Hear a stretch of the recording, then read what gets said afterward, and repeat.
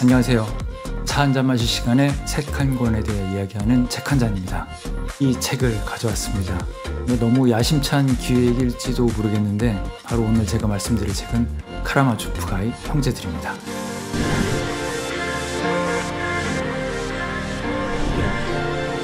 이 책은 러시아의 작가 도스토옙스키가 1880년에 발표한 작품인데요. 도스토옙스키의 작품 중에 죄와 벌과 함께 가장 유명한 작품이 아닐까 싶습니다.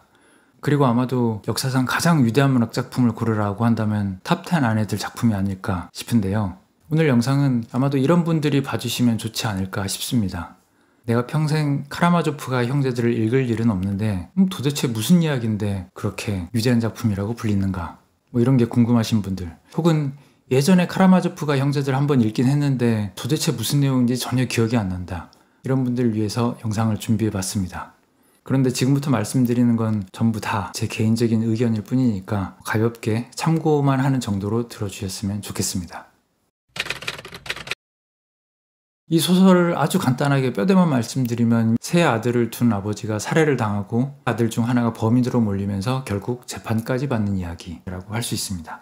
그런데 이 소설은 거의 추리소설이라고 생각될 정도로 그 소설 처음부터 끝까지 범인을 찾는 긴장감이 아주 굉장합니다. 하지만 이 소설을 위대한 소설로 만드는 점은 그 부분이 아니겠죠. 그거는 이 모든 과정에서 세 아들들 간에 오가는 이야기라고 할 수 있습니다. 그 이야기들이라는 게 이런 겁니다. 세상에 신은 있는가? 만약에 신이 있다면 세상이 왜 이렇게 사악한가? 그렇다고 신이 없다면 우리 인간이 이렇게 착하게 살려고 평생을 애쓰는 이유는 과연 무엇인가? 자, 이 형제들은 도대체 어떤 사람들이길래 이런 질문들을 하고 있는가? 그걸 알기 위해서는 이 카라마조프가 네 형제들의 성격과 또 그들이 각자 갖고 있는 내밀한 질문들에 관해서 먼저 알 필요가 있습니다. 오행사상이라는 게 있잖아요. 그런데 서양에도 이와 비슷하게 사원소설이라는 게 있습니다. 그리고 이 네 개의 원소들을 사람의 성격과 연결짓기도 하는데요. 그런데 우연의 일치인지 모르겠지만 카라마조프가 네 형제의 성격이 이 네 가지 원소의 성격과 잘 맞아떨어집니다. 그래서 이 사원소설을 바탕으로 네 형제들을 간단히 소개해 보겠습니다. 먼저 이 네 가지 원소는 불, 바람, 물, 흙이고요. 각각은 열정, 지성, 공감, 규율을 상징합니다. 그리고 우리 카라마조프가 네 형제들 중 첫째인 드미트리의 성격은 바로 불입니다. 드미트리는 러시아 군의 장교인데요. 술과 도박을 너무나 좋아합니다. 그리고 너무나 충동적인 성격을 갖고 있고 다혈질이어서 툭하면 자기 목숨을 걸고 전 재산을 걸고 아주 말도 안 되는 실수도 많이 하고 다닙니다. 이런 드미트리한테도 한 가지 예민한 지점이 있는데요. 자기가 비겁한 사람으로 취급받는 걸 굉장히 두려워합니다. 아니, 사실은 나는 비겁한 사람이 아닐까? 라는 불안감을 가지고 있어요. 그래서 명예를 대단히 중요시 여기고 굉장히 순수하면서도 한편으로는 자기 자존심에 모든 것을 거는 어린아이 같은 면을 가지고 있다고 말씀드릴 수 있습니다. 그에 비해 둘째인 이반은 바람의 성격을 가지고 있습니다. 굉장히 똑똑하고 이 시대에는 굉장히 드문 대학을 나온 수재이고요. 언론인이라서 사회현상에 굉장히 관심도 많은데 또 그런 반면에 굉장히 세상에 대해서 회의적입니다. 이반은 종교에 대해서 글을 쓰고 있는데 근본적으로는 어떤 선한 세상을 갈망한다고 할 수 있습니다. 그런데 이반이 직접 관찰한 이 세상은 아이들이 고통을 당하고 선한 사람들이 핍박을 받는 천국이라기보다 오히려 지옥에 가까운 곳이죠. 그래서 이반은 세상에 신이 없다는 결론을 내리고 싶어 합니다. 하지만 신이 없는 세상에서 과연 인간이 선한 노력을 하는 것은 무슨 의미가 있는가? 이런 어떤 자가당착적인 모순에 빠져 있는 상황이죠. 그리고 막내인 알류샤는 물의 속성을 가지고 있습니다. 알류샤는 이 지역 수도원의 견습 수도사인데요. 감수성과 공감력이 아주 뛰어나서 다른 사람들을 배려하는 데 탁월한 능력을 가지고 있습니다. 그래서 이 소설에 나오는 모든 사람들이 다 알류샤를 좋아합니다. 이렇게 굉장히 순수하고 선하지만 또 한편으로는 아주 뛰어난 지적인 순발력 같은 걸 가지고 있어요. 알류샤를 보고 있다 보면 작가가 뭔가 완벽하게 선한 사람 혹은 젊은 예수의 이미지를 그리려고 했다는 걸 알 수가 있습니다. 알류샤는 어떤 일에도 흔들리지 않는 신에 대한 믿음을 가지고 있는데요. 그런 믿음을 가지고 있어도 주변 사람들의 고통을 해결해 줄 수가 없다는 어떤 자기 자신에 대한 한계를 뼈저리게 느끼고 있죠. 그리고 네 번째 인물은 카라마조프가 집안의 하인인 스메르자코프입니다. 그리고 이 스메르자코프가 바로 흙의 속성을 가지고 있습니다. 제가 지금까지 세 아들이라고 했다가 네 형제들이라고 했다가 좀 왔다 갔다 했는데요. 바로 이 스메르자코프가 세 형제들의 아버지 표도르의 사생아이기 때문이죠. 게다가 이 스메르자코프는 표도르가 마을의 노숙인을 겁탈해서 얻은 자식이라는 소문이 있습니다. 그래서 태어날 때부터 어떤 불명예를 타고난 인물이라고 할 수 있고요. 간질 증세를 가지고 있습니다. 그래서 일반적인 사회생활이 어려운데 그 때문에 아버지 표도르의 절대적인 신임을 얻고 있기도 합니다. 스메르자코프는 이 책에서 입안에 버금갈 만큼 영리하고 신중한 사람으로 그려지고 있는데요. 그런 반면에 자기만의 세계에 갇혀서 자기의 원칙만을 고수하고 상당히 음침하면서도 비뚤어진 성격을 가지고 있는 사람이라고 할 수 있습니다. 마지막으로 형제들의 아버지인 표도르입니다. 이 표도르는 거의 탐욕의 신이라고 할 수 있습니다. 겉으로는 멍청한 척하지만 자기 이속을 챙기는 데는 아주 천재적인 사람이고요. 돈과 여자 이 두 가지 때문에 큰아들인 드미트리와 대립하는 관계에 있습니다. 표도르는 사람들 앞에서 말도 안 되는 소리를 하면서 굉장히 광대 취급을 자주 받는데요. 본인이 은근히 이걸 즐기고 있어요. 그런데 표도르가 하는 말을 가만히 듣고 있다 보면 거기에 묘한 매력이 있기도 합니다. 표도르는 이 세상에 도덕이나 종교나 관습, 예절 이런 걸 아주 철저하게 무시하는데 거기서 느껴지는 어떤 인간적인 자유 같은 게 있습니다. 다만 주변 사람들을 고려하는 법이 없죠. 그래서 이 소설에 나오는 모든 사람들이 표도르를 싫어합니다. 자, 이 소설이 시작되는 시점의 상황은요. 세 형제가 모두 성인이 됐고 그동안 러시아 각지에 뿔뿔이 흩어져 살다가 아버지의 집이 있는 고향에 전부 다 모인 상황입니다. 지금 알료샤는 근처에 있는 수도원에서 수련을 받고 있고요. 이반도 잠시 아버지 집에 머물고 있습니다. 그리고 장남 드미트리도 이 동네 어딘가에 머물고 있는데 그 이유가 바로 아버지한테 돈을 뜯어내기 위해서입니다. 드미트리한테는 나름의 근거가 있어요. 드미트리 어머니가 결혼할 때 굉장히 큰 돈을 가지고 왔는데요. 부부 사이는 굉장히 안 좋았고 드미트리를 낳은 후 얼마 후에 돌아가십니다. 그리고 나서 표도르는 재혼을 해가지고 이반과 알료샤를 낳았던 것이죠. 그런데 드미트리는 아버지가 자기 어머니 때문에 이렇게 큰 부자가 되었으니까 자기한테도 좀 재산을 지금 나눠줘야 되는 게 아니냐라고 주장을 하는 것이죠. 그런데 드미트리가 이 마을에 머물고 있는 동안에 그루셴카라는 아주 아름답고 영악한 여자한테 반했습니다. 그런데 공교롭게도 이 여자는 표도르가 굉장히 오래전부터 눈독을 들이고 있던 여자였어요. 그래서 드미트리와 표도르는 돈과 여자 이 두 가지 때문에 대립하게 된 상황인 것이죠. 지금 드미트리의 일상은요. 특별히 할 일도 없이 낮에는 이 동네 술집들을 전전하고 밤에는 혹시 그루셴카가 자기 아버지의 꼬임에 넘어가지 않을까 싶어가지고 아버지 집 근처에 숨어서 그루셴카가 오지는 않는가 감시하는 것입니다. 허우대 멀쩡한 드미트리가 어떤 인간인가 하는 점이 여기서 잘 드러나고 있죠. 그런데 드미트리에게는 카차라는 귀족 신분의 약혼녀가 있습니다. 그러니까 약혼녀가 있는데도 지금 이렇게 다른 여자를 쫓아다니고 있는 셈인데 여기에도 약간의 사연이 있어요. 카차가 예전에 아주 경제적으로 난처한 처지에 있을 때가 있었는데요. 이때 드미트리한테 돈을 구하기 위해서 혼자 몸으로 드미트리가 홀로 살고 있는 집에 찾아갑니다. 이거는 거의 암묵적으로 돈을 달라 대신 날 맘대로 해라 라는 의미였던 거죠. 그런데 드미트리는 카차한테 손끝 하나 대지 않고 돈만 줌으로써 카차의 명예를 지켜줍니다. 이후에 카차는 거의 일방적으로 밀어붙여가지고 드미트리와 약혼을 하는데요. 이건 사실 드미트리를 사랑해서라기보다는 카차가 드미트리에게 마음의 빚을 지는 걸 용납하지 않는 그런 자존심이 강한 여자였기 때문이었죠. 드미트리는 사실 이런 걸 꿰뚫어 보고 있었습니다. 자, 그런데 또 하나의 문제가 있습니다. 이반이 이 마을에 머무는 동안에 바로 이 카차와 사랑에 빠졌다는 것이죠. 사실 드미트리는 일이 이렇게 된 걸 반기는 입장인데요. 카차도 마음속으로는 이반을 좋아하지만 또 자존심 때문에 그걸 마음대로 입 밖으로 내지 못하는 그런 상황에 처해 있습니다. 다시 한번 정리를 하자면 아버지인 표도르의 집에 표도르와 이반과 또 이 집의 하인인 스메르자코프가 있고요. 드미트리는 이 동네 술집들을 전전하면서 그루셴카의 일거수일투족을 감시하고 있고 카차도 또 누군가의 초대를 받아서 이 마을에 머무르고 있는 상황입니다. 그리고 알류샤는 제가 지금까지 말씀드린 사람들 사이로 오가면서 심부름도 해주고 또 전갈도 전해주고 그때그때 대화 상대도 해주고 있어요. 자, 그런데 어느 날 드미트리가 알류샤를 만나는데요. 아버지한테 가서 일단 3,000루블만 좀 달라고 해보라고 부탁을 합니다.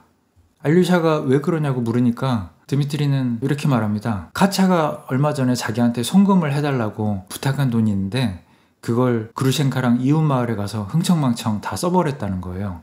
그래서 지금 카차를 볼 면목이 없으니까 아버지한테 3,000루블 받아서 그 돈으로 돌려막기를 하려는 속셈인 거죠. 드미트리가 사실 원래 아버지한테 요구하고 있는 돈이 한 3만 루블 정도인데요. 그런데 지금 그루셴카한테 너무 빠져있다 보니까 일단 아버지한테 3,000루블만이라도 받아가지고 그걸 카차한테 주고 카차와의 관계를 정리한 뒤에 그루셴카와 여기를 떠나겠다, 뭐 이런 계획을 세우고 있는 거죠. 그래서 아버지한테 그냥 3,000루블로 퉁치자, 뭐 이런 제안을 하고 있는 겁니다. 참고로 이 당시 3,000루블의 가치는 현재 우리나라 돈으로 약 한 5천만 원의 가치가 있다고 하네요.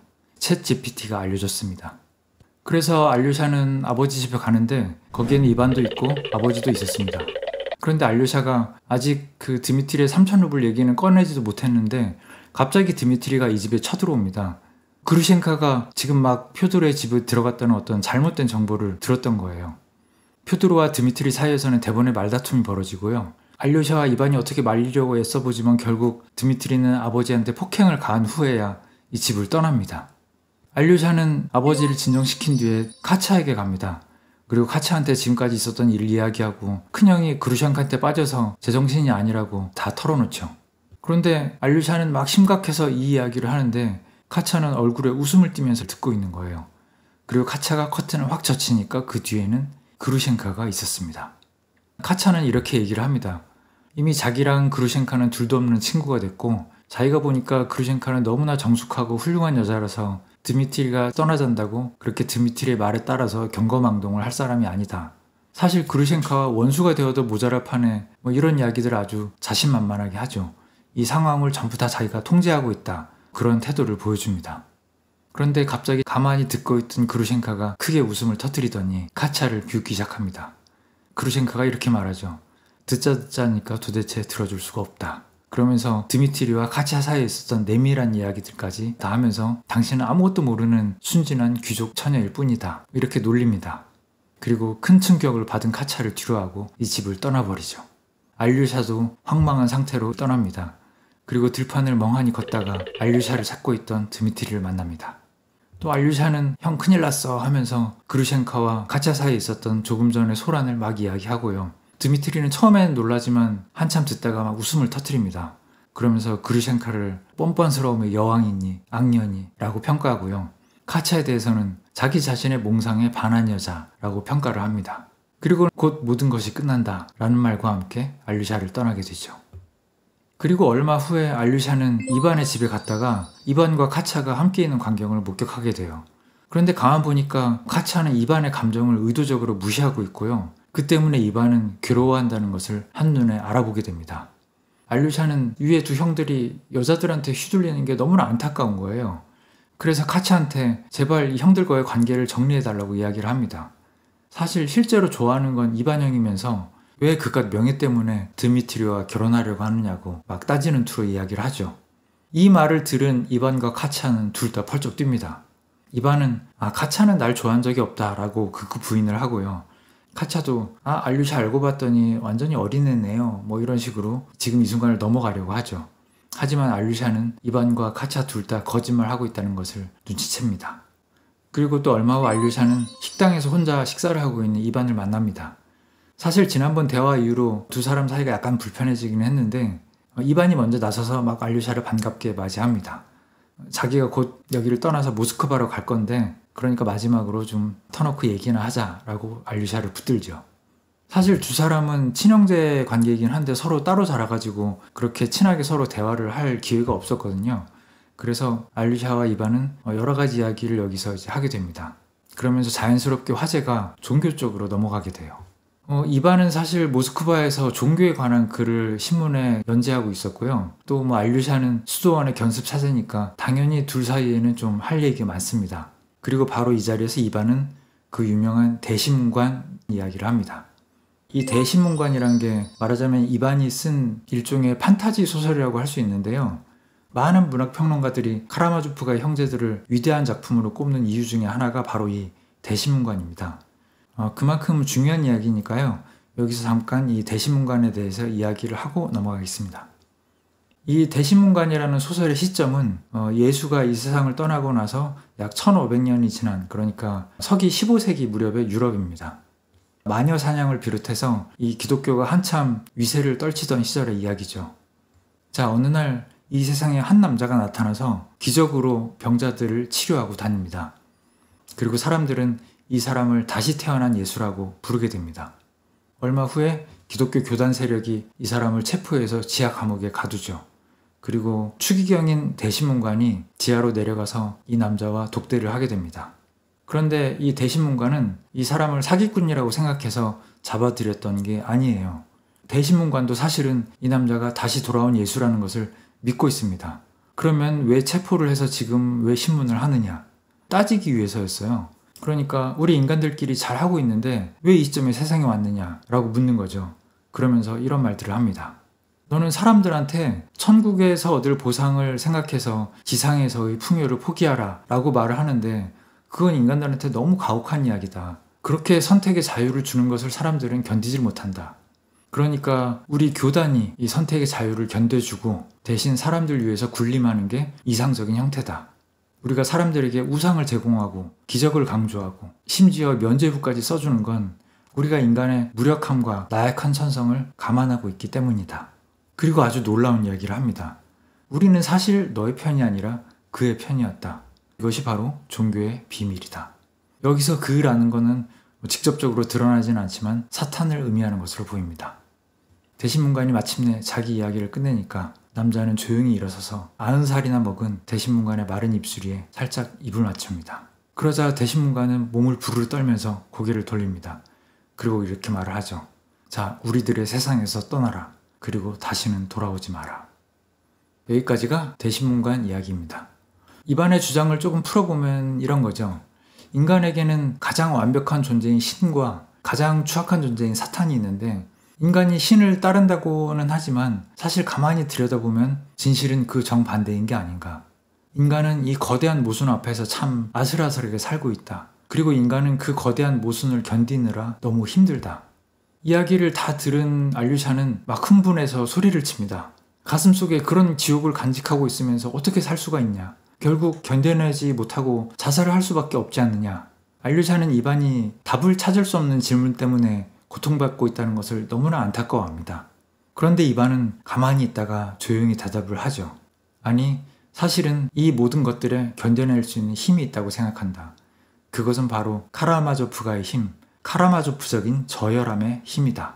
사실 이 카라마조프적이란 말은 이 소설 안에서 이 동네 사람들이 카라마조프 집안 사람들을 비하할 때 쓰는 말이었습니다. 방탕하고 아주 충동적이라는 의미로 쓰였단 말이죠. 그런데 이반은 지금 이 알류샤와의 대화에서 카라마조프적인 저혈함의 힘이라는 말을 어떤 신이 없는 비관적인 세상에서 인간이 버틸 수 있는 힘이라는 뜻으로 사용하고 있습니다. 자, 대신문관과 관련된 이야기는 여기까지가 끝이고요. 이제 이반은 모스크바로 떠나기 위해서 짐을 챙기러 아버지 집으로 갑니다. 그리고 스메르자코프와 좀 이야기를 나누게 되죠. 사실 이반은 그동안 종종 스메르자코프와 대화를 했었는데요. 스메르자코프는 이 시골 구석에서 나를 알아봐주는 건 이반밖에 없다. 또 이반을 완전히 이해할 수 있는 것도 자기밖에 없다. 그런 생각을 하고 있었습니다. 그런데 이반이 모스크바로 떠난다고 하니까 스메르자코프는 뭐 좀 중얼중얼 이상한 얘기들을 합니다. 사실 자기는 조만간 곧 간질 발작을 또 겪을 것 같다. 곧 드미트리가 집에 와서 사고를 칠 텐데 혹시라도 만약에 아버지가 돌아가시면 이반한테도 사실 유산 분배 측면에서 더 유리한 게 아니냐. 또 이렇게 때가 뒤숭숭하니까 이반이 지금 집을 떠나 있는 게 맞는 것 같다. 이반은 어떻게 그런 소리를 하냐고 막 화를 냅니다. 그러니까 스메르자코프는 아니 나는 그냥 생각 없이 말한 건데 뭘 그걸로 화까지 내십니까 도련님. 이런 식으로 나오죠. 결국 이반은 이 찜찜한 대화를 채 마무리 짓지도 못하고 아버지 집을 떠나서 모스크바로 가게 됩니다. 한편 이때 알류샤한테도 큰 영향을 미치는 사건이 발생하는데요. 알류샤가 있는 수도원에는 조시마 장로라는 아주 나이도 많고 또 이 마을에서 아주 큰 존경을 받는 분이 있었어요. 그런데 이분이 노환으로 돌아가시게 된 거죠. 그런데 마을 사람들 사이에서 어떤 이상한 기류가 흐르기 시작합니다. 이렇게 성인에 가까운 분이 돌아가셨으니까 어떤 기적이 일어나지는 않을까라는 분위기가 생기게 된 거죠. 그런데 장례식을 치르는 동안에 관에서 시신이 썩는 냄새가 나기 시작합니다. 이게 당연한 건데 사람들은 기대감이 갑자기 깨지면서 성인도 결국 저런 냄새를 풍기네 라면서 누군가는 빈정거리고 누군가는 웃음을 터뜨리죠. 알류샤는 사람들의 이런 태도를 보고 큰 충격을 받습니다. 어쩌면 이반과 나누었던 대화가 떠올라서 그랬을지도 모르겠어요. 자, 이제 이야기는 다시 드미트리에게 돌아옵니다. 드미트리는 여전히 이 3,000루블을 구하려고 혈안이 되어 있어요. 그래서 아버지의 거래처까지 가가지고 자기가 받지도 않은 어떤 재산을 담보로 돈을 빌리려는 이상한 짓까지 하게 됩니다. 결국 3,000루블은 구할 수가 없나 보다 하고 그루셴카의 집에 갔는데 그루셴카는 없고 하녀들한테 그루셴카가 어디 갔냐고 물으니까 제대로 대답을 못하는 거예요. 드미트리는 그루셴카가 결국 아버지의 꿰매에 넘어갔구나 생각하고 눈이 돌아서 아버지 집으로 달려가게 됩니다. 드미트리는 표돌의 집에 억지로 들어가려고 하다가 이 집의 집사에게 실수로 큰 상처를 입히게 돼요. 집사가 피를 많이 흘리게 되는데 드미트리는 피를 온몸에 뒤집어 쓰고 다시 집을 빠져나오게 됩니다. 그런데 잠시 후에 드미트리는 지폐자발을 막 손에 들고 이 동네 술집에 나타납니다. 그리고 그루셴카가 표돌의 집에 왔던 게 아니라 사실 오래전에 헤어졌던 자기의 첫사랑을 만나서 이웃마을에 갔다는 걸 알게 돼요. 여기서 이웃마을이란 드미트리가 카차의 돈을 가지고 그루셴카와 함께 놀러가서 흥청망청 돈을 써버렸던 바로 그 마을이었습니다. 자, 그래서 드미트리도 그곳으로 떠납니다. 이미 밤이 늦은 시간이었는데요. 동네에 들어서자마자 돈 쓸 준비가 됐으니까 빨리 장사를 시작해라 라면서 술집 주인들과 가게 주인들을 전부 다 깨우죠. 온 동네 사람들이 눈을 비비면서 일어나서 잔치 준비를 합니다. 왜냐하면 지난번에 이 도련님이 왔을 때 돈을 엄청나게 쓰고 가가지고 아주 톡톡히 재미들을 봤거든요. 그리고 여차저차해서 드미트리는 그루셴카와 그루셴카 첫사랑의 만남의 자리에 같이 동석을 하게 됩니다. 사실 드미트리는 이 남자에 대해서 그루셴카한테 들어서 이미 알고 있었어요. 그런데 지금 보니까 이 그루셴카의 첫사랑이라는 남자가 어떻게 하면 그루셴카한테 한 푼 뜯어낼 수 없을까 궁리하는 그런 남자였다는 걸 알게 됩니다. 결국 대화 중에 이 남자가 그루셴카를 모욕하는 말을 하게 되고요. 드미트리는 벌떡 일어나서 이 남자를 아주 혼쭐을 내줍니다. 그리고 그 남자가 떠난 자리에서 그루셴카와 드미트리는 서로 진솔한 대화를 나누고 미래를 약속하게 됩니다.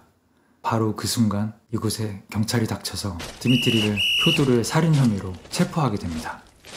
이어서 곧바로 표도르의 살인사건에 대한 신문이 시작됩니다. 수사관들의 입장은 분명하죠.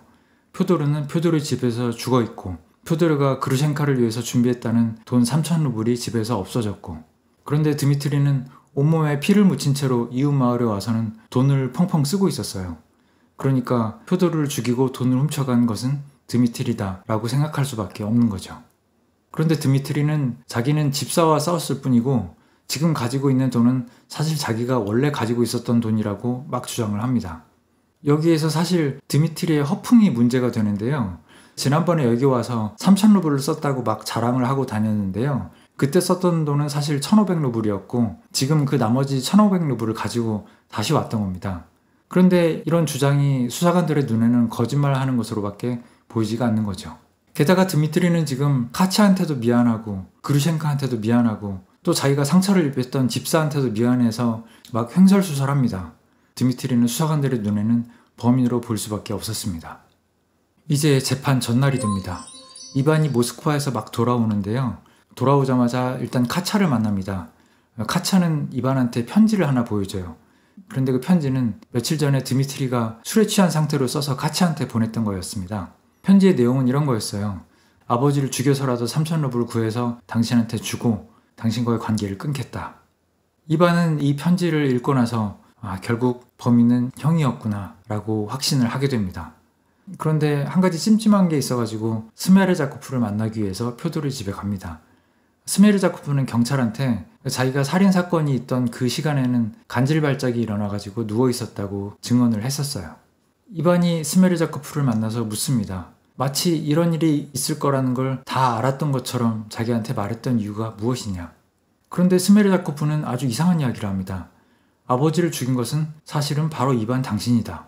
이반이 그게 무슨 말이냐고 물으니까 스메르자코프는 자기가 다 이렇게 힌트를 줬는데도 당신이 집을 떠나서 모스크바로 갔으니 결국 아버지는 이반 당신이 죽인 셈이다 라는 거죠. 이반은 이 말을 듣고 소름이 쫙 끼칩니다. 진범이 스메르자코프라는 것을 깨닫게 된 거죠. 이반은 내일 재판에 나가서 이걸 다 얘기하겠다 라고 말합니다.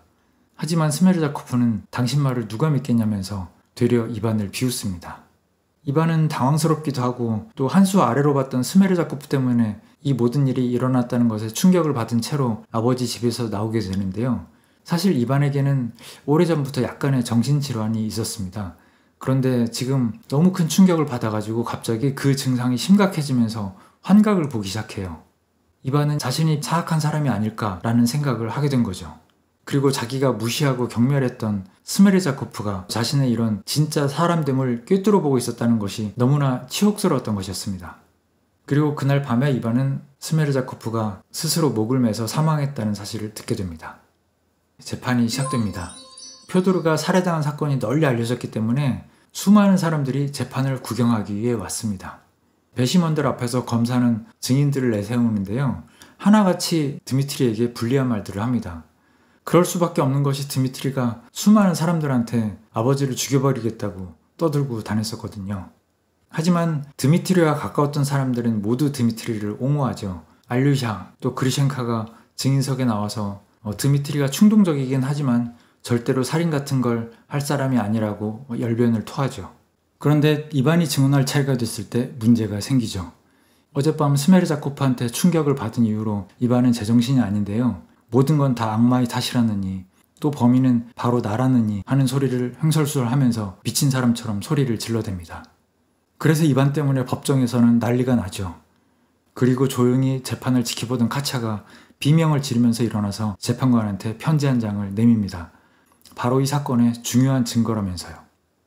그 편지는 드미트리가 술을 먹고 취해서 카차한테 썼던 바로 그 편지였습니다. 거기에는 드미트리가 아버지를 죽이고 3,000루블을 빼앗아서 너에게 주겠다 라는 이야기가 쓰여 있었기 때문에 편지는 갑자기 이 재판의 중요한 증거가 됩니다. 카차가 왜 이런 짓을 했는가 하면은 사실 앞서 말씀드렸듯이 카차는 이반을 사랑하고 있었거든요. 게다가 지금 법정에서는 드미트리와 그루셴카가 서로 사랑하느니 미래를 영원히 약속하자느니 그런 얘기를 하면서 막 소란을 피우고 있는데 드미트리가 베푼 호의를 결혼해줌으로써 갚으려고 했던 카차한테는 참 어이도 없고 모욕적인 상황이었습니다. 그걸 드미트리를 구하기 위해서 꾹꾹 참고 있었는데 자기가 사랑하는 이반이 이렇게 많은 사람들 앞에서 수치를 당하고 쫓겨나는 거 보니까 분노가 폭발했던 거예요.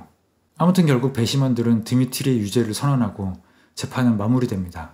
그리고 드미트리는 꽤 긴 시간을 시베리아의 유영지에서 보낼 운명에 처하게 되죠. 이제 남은 건 재판이 끝나고 며칠 후의 상황들입니다. 이반은 아직도 의식을 회복하지 못하고 있고요. 카차가 직접 이반을 돌보고 있어요. 그리고 한편으로 카차는 자기가 법정에서 한 일을 후회하고 있습니다. 그래서 비용을 들여가지고 드미트리를 감옥에서 탈옥시킨 뒤에 그루셴카와 함께 미국으로 이민을 보낼 계획을 세우고 있습니다. 카차는 이 계획을 알류샤를 통해서 드미트리한테 전달하려고 해요.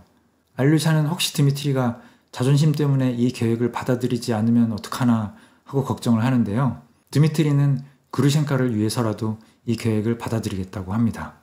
그리고 알류샤는 앞서 말씀드렸던 조시마 장로, 알류샤의 스승이었던 그 장로가 죽기 전에 남긴 유언에 따라서 수도원을 벗어나서 속세로 돌아가기로 결심합니다. 여기까지가 카라마조프가의 형제들의 줄거리인데요. 도스토옙스키는 이 소설을 원래 3부작으로 쓸 계획이었다고 하죠. 우리가 알고 있는 카라마조프가 형제들은 바로 거기서 일부에 해당하는 내용이었습니다. 안타깝게도 작가는 이 책만 쓰고 돌아가셨는데요. 작가가 남긴 메모에 의하면은 2부에서는 알류샤가 황제를 암살하려는 계획을 세운 어떤 혁명 조직에 가담해서 활동한다는 이야기를 하려고 했다고 합니다. 도스토옙스키는 1821년에 태어나서 1881년에 향년 59세의 나이로 사망한 러시아의 대문호입니다. 작가가 24살에 발표한 소설이 크게 성공해서 그때부터 러시아 문학계의 스타가 되었었는데요. 그로부터 4년 후에 어떤 반정부 조직에 가담했다가 체포되는 사건에 휘말리게 됩니다. 그리고 반란 혐의로 사형장에까지 끌려갔다가 황제의 특사로 간신히 죽음을 면하고 이후 4년 동안 시베리아 유영지에서 생활을 하다가 돌아오게 됩니다. 이런 극적인 사건들 이후로 도스토옙스키는 완전히 다른 차원의 작가가 되어서요. 죄와벌이나 악령 또는 까라마조프가의 형제들 같은 우리가 잘 아는 유명한 작품들을 쓰게 됩니다. 그런데 사실 도스토옙스키는 도박 중독을 가지고 있었고요. 또 간질 환자였고 주변에는 그의 덕을 보려는 친척들이 많아서 굉장히 힘든 삶을 살았다고 하죠. 그런데 이런 힘든 상황에서 도스토옙스키를 구원해 준 것은 바로 안나 그리고리에브나라는 여성이었습니다. 원래 두 사람은 작가와 속기사의 관계였는데요. 서로 좋아하게 되어서 결혼을 하게 됐는데 이때 도스토옙스키의 나이는 46이었고 안나 그리고리에브나는 21살이었습니다. 이 안나라는 여성이 대단한 게 작가 주변의 그 친인척 문제도 스스로 다 해결해주고 또 도박 문제도 굉장히 유연하게 잘 대처해주고 항상 그 출판사와 저작권 분쟁이 있었던 도스토옙스키를 위해서 직접 나중에는 출판사까지 차려서 지원하게 됩니다. 도스토옙스키의 5대 장편 소설이라는 작품들이 있죠. 그런데 그 중에 4권을 이 안나 그리고리에브나를 만난 뒤에 쓸 수 있었다고 합니다. 지금까지 이 책에 대해서 치정이나 살인사건, 재판과 같은 이 소설의 외적인 부분에 대한 줄거리를 말씀드렸는데요. 이게 무슨 대단한 이야기인가 하실 수도 있을 것 같아요. 제가 여기서 말씀드릴 수 있는 건 그게 전부가 아니다는 것뿐인데 더 무엇이 있는지는 직접 이 소설을 읽고 이 소설 안에서 좀 헤매야지 찾을 수 있다고 말씀을 드릴 수 있을 것 같습니다. 이 소설은 읽다가 어느 정도 속도가 붙으면 정말 숨도 쉬기 어려울 정도로 재미있어집니다. 그리고 뭐랄까요, 마음속에 있는 어떤 문이, 심지어 있는지도 몰랐던 문이 열리는 느낌이 들어요. 혼자서는 찾기 어려운 그 문을 카라마조프가의 형제들이라는 지도를 따라서 한 번쯤 찾아보시기를 추천드립니다. 오늘은 여기까지 하겠습니다. 긴 이야기 들어주셔서 감사합니다. 다음에 또 다른 이야기로 찾아뵙겠습니다.